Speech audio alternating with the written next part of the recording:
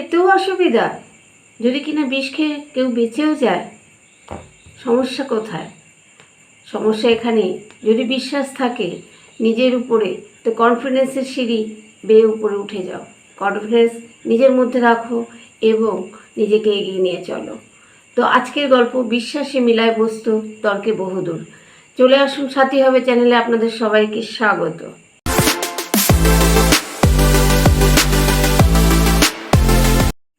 এক সাধু বাবা ছিল নদীর এপারে, আর একটা ফ্যামিলি ছিল নদীর ওপারে। তো নদীর ওপারে যে ফ্যামিলি ছিল তারা ছিল তিনজন, একজন মেয়ে, মা এবং তাদের গার্জিয়ান মানে মেয়েটার বাবা। সাধু বাবা প্রতিদিন ধ্যানে বসতেন। তার সন্ধেবেলা গরুর দুধের দরকার হতো, সারাদিন সে কিছুই খেত না। ওই গরুর দুধটা খেয়ে সে ধ্যানে বসতেন এবং পরের দিন আবার সেই সন্ধেবেলায় সে আবার ধ্যান থেকে উঠে আর্নিক করতো এবং পুজো আশ্রা যা করার করতো, দুধটা খেয়ে আবার ধ্যানে বসতো। তো সেইখানের গল্প আপনাদেরকে বলছি যে কি হলো ঘটনাটা, এবার মন দিয়ে শুনুন। বাচ্চাটা প্রতিদিনই দুধ দিতে আসে, কিন্তু একদিন হঠাৎ প্রচুর ঝড় বৃষ্টি উঠবে বলে আকাশে একদম ঘন কালো মেঘ হয়ে যায়। তো মেয়েটার মা বলে যে আজকে তুমি যাচ্ছ সাধু বাবার কাছে, যাও, কিন্তু দেখো সাধু বাবাকে বলে এসো যদি ঝড় ওঠে তাহলে কিন্তু আগামী দিন আমি দুধ দিতে আসতে পারবো না, কারণ এটাই নদী নালা মাঠ ঘাট সব জলে ভরে যাবে, আর জলে ভরে গেলে সে কী করে আসবে। মেয়েটা তার মায়ের কথা শুনে দুধ দিতে গেল এবং দুধ দিতে গিয়ে যখন সাধু বাবাকে বলল যে বাবা আজকে হয়তো আগামী দিন আমি এতটাই ঝড় উঠবে, বৃষ্টি হবে মনে হচ্ছে আকাশ দেখে, আমি হয়তো দুধ দিতে আসতে পারবো না, তখন সাধু বাবা বলছে আরে তুমি ভাবছো কেন, আমি তোমাকে একটা মন্ত্র বলে দেবো, সেই মন্ত্রটা তুমি জপ করতে করতে চলে আসবে, জলের উপর দিয়ে হাঁটতে হাঁটতে চলে আসবে, তোমার কোনো সমস্যা হবে না। মেয়েটা বলছে তাই, এরকমও হয়? বলছে হ্যাঁ।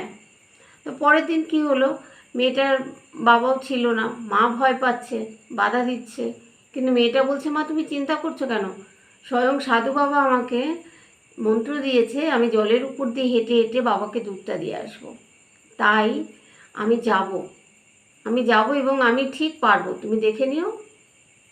ওর মা তখন মেয়ের জেদের কাছে হার মেনে ওর মা সেই দুধ দিয়ে সাধু বাবার কাছে পাঠিয়ে দেয়।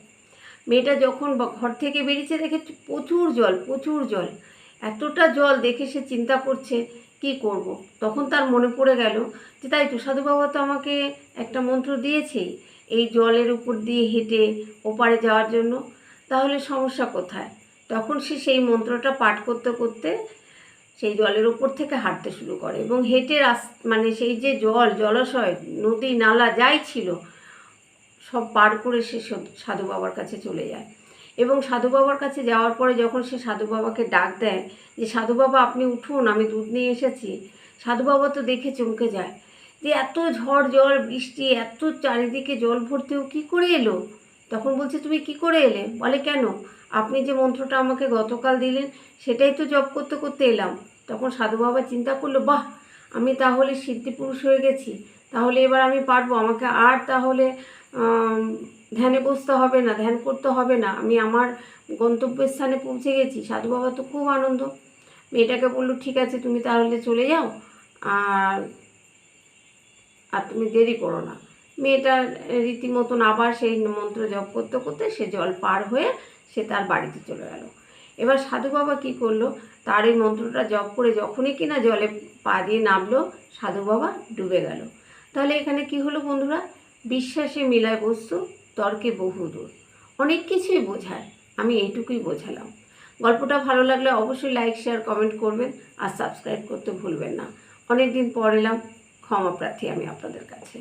নমস্কার।